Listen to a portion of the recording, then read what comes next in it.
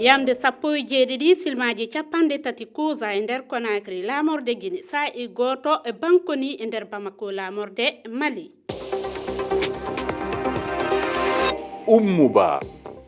tedduɓe heeɗiɓe RFI fulfulde on salminama bisimilla mo yo kabaru men kikiɗe e talata sappo e ɗiɗi e lewru coaɓuru e nde hitande ɗo toɓɓe mawɗe ɗe e o kabaru men e Kenya mbatu Afrique France e timmay hande hooreɓe leyɗele Afrique e honorojo maɓɓe mo France Emmanuel Macron ñaganike Afrique heɓugo julle ɗiɗi duumiɗe ka dental adunaru oni Rama Diallo no aynani en gumbatu o artay ɗo joni e o kabaru men Mali e société ji ɗuɗuɗi jogiiɗi otoje dartini golle maɓɓe ɗen tawo e ngal pellita ƴettama ɓaawo nde uddere e jinima e dow Bamako lamorde e leydi ndi on heɗoto ɗo joni goto mo yiɗa yo inde mum feññine jogiiɗo société otoje e Bamako Nigéria ko ɓuri siwilɓe temedere warama e ɗe balɗe yawtuɗe e nder piyanɗe hewɗe ɗum kaka diwa Zamfara rewo hirnage e leydi ndi waɗi nde fedde adunare daraninde hakkene ɗo Amnesty International tumiri o alhaali e bandiji e ɓe konunkoɓe halfinaɓe kisal ɓiɓɓe e Nigéria ko ɗum woni toɓɓe mawɗe ɗe bisimilla mo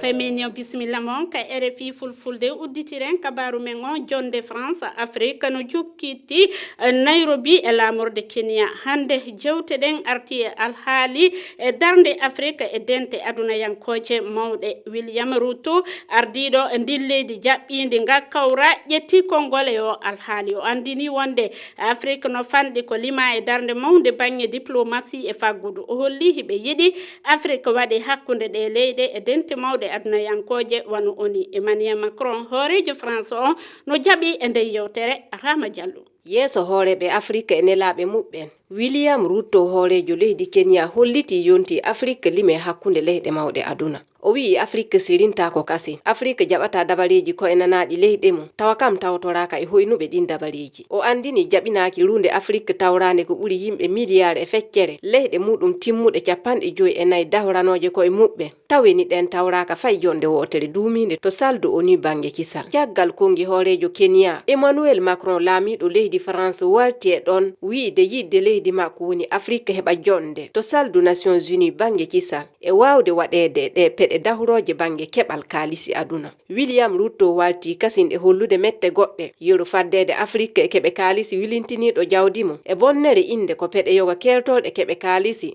jowi e leyɗe Afrique ko heewi bonnude hoolare jawdiyankoɓe alhaali goɗɗo tampinɗo Afrique e wi makko woni ɗe nyamale ƴamoje tinu kewɗo baɗe ɗe jahada e potal leyɗe e jokkodiral to peɗe adunayankoje